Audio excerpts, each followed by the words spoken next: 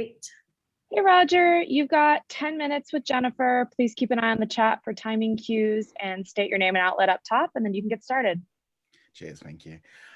Hi everyone, it's Roger here from What's On at DisneyPlus.com. I'm here with Jennifer, who is behind the Short Circuit Season 2. It's going to be coming to Disney Plus on August the 4th. And so, Jennifer, first off, question is, could you kind of give us a brief idea of what Short Circuit is all about? Yes, absolutely. Nice to meet you. Short Circuit is kind of a great combination of looking through the studio for new diverse talent that's emerging, plus really making good on the concepts that good ideas can come from anywhere. And we combine that with experimentation and just the freedom to make what inspires you. Cool. And how does the process work with regards to kind of picking who's going to actually be making the short circuits? Yeah, as a broad overview, it's kind of a really unique process where we open up to anyone at the studio can submit an idea and they have to write it out as a pitch. And then they usually complement that with some visuals. And then I'm kind of the middle person where I receive all the pitches, work with those filmmakers, potential filmmakers, to curate their pitches to the best that they can be. And then I put together a committee who selects from that grouping. And so we do this every so often. And that committee is filmmakers, it's development folks, it's VFX soups, and they aren't seeing who submits them. So it's a blind selection. And then they pick what they feel are usually the top 2 best ideas of that grouping. And then I go back to some of the filmmakers who didn't get selected and give them feedback and work with them again, all the way to the next selection round. Cool. And after they've been selected, how does the whole process go from that point on? Yeah, so after they've been selected, we hopefully have some time to work together in a pre-production phase where I get to know them, what their goals are in their directing, what their goals are visually, and we start to work through who they're going to need, because that's the big part of it, is who are their players, who are their main mentors, who are the people who are going to shore up their ideas and make them feel confident that they can execute their vision. And then after that little period of time, I go to the studio and start to plan out my staffing profile and get all the resources that they need. And then we go through development and story, and then we're off to the races from there. So how long does it actually take generally for a short to be made for the program?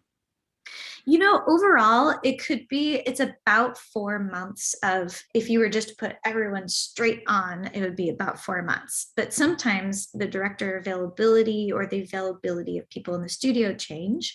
And so sometimes it's even those 4 months get spread out over a really long period of time. But we try to make it so it feels the best for them, especially if we're figuring out some tools. We can take a pause, come back to it when we feel like we have the tools ready to go, and then kind of complete it out from there. So it ebbs and flows. Do they have to kind of like balance it, or like their other jobs have to take priority over this short circuit, or is that their main goal that they have to work on once they get picked? Exactly. I think they balance in terms of what the studio need is, for sure. But when we actually go to work on it, everyone understands that we set aside time for the directors. So they get to clear some space for themselves, especially mentally when you're working on something as passionate as a short it comes from a personal story and it's your first time making a film and you're doing it at this giant studio. You need the brain space, right? You need to be able to like fully focus, and everyone at the studio recognizes that. So once they are prioritizing Short Circuit, they get to set aside everything else and just really focus on that.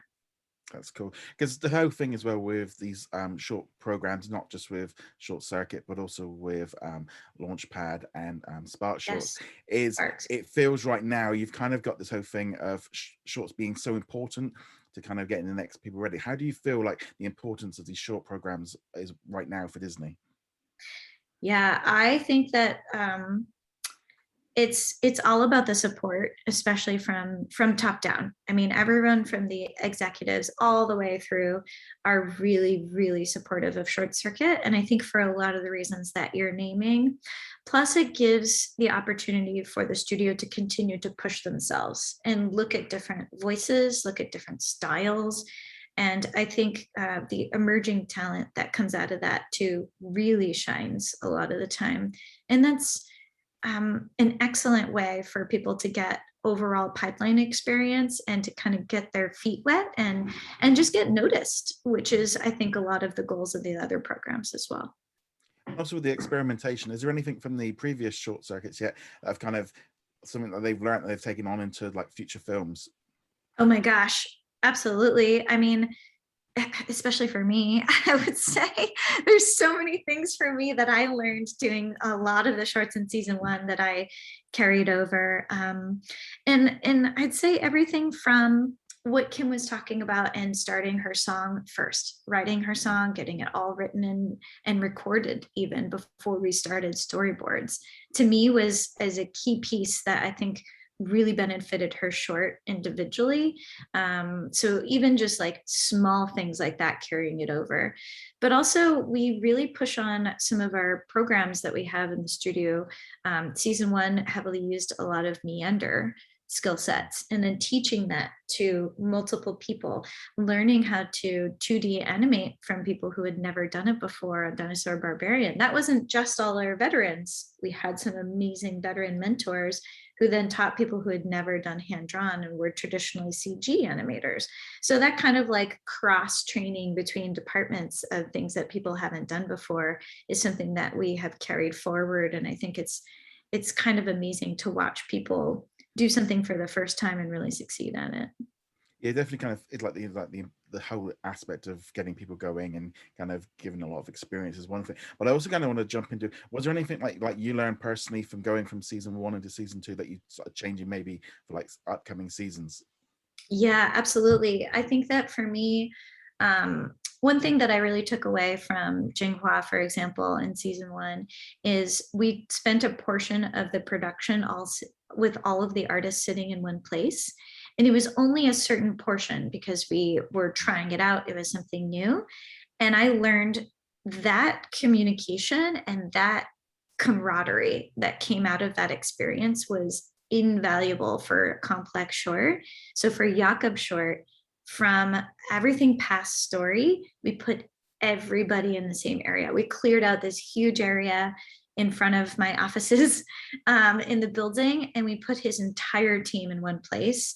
And I just can't even explain how valuable that was and how much time we saved, because I think they were able to band together and communicate to the point where we were in dailies and they're like, yes, we all agree this looks amazing.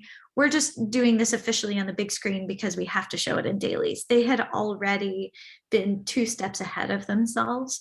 And I think for me, just watching that come together, it felt special. And I learned a lot from that communication experience as well.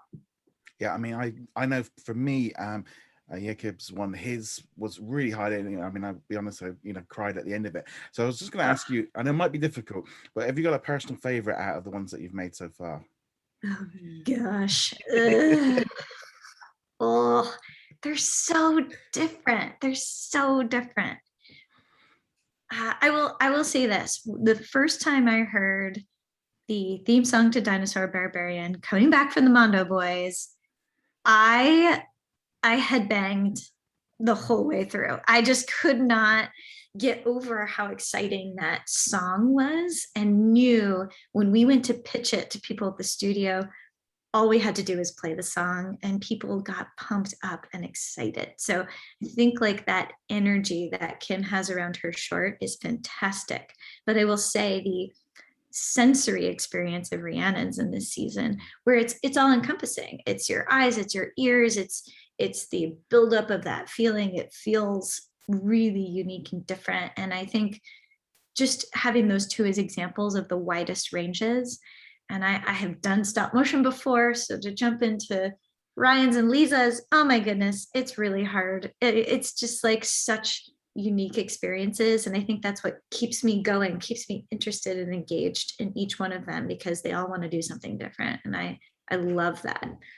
Yeah, I mean, I know for myself, being an 80s kid, the Barbarian one really did hit home. But I just want to say thank you very much for taking your time out of your day to speak to me.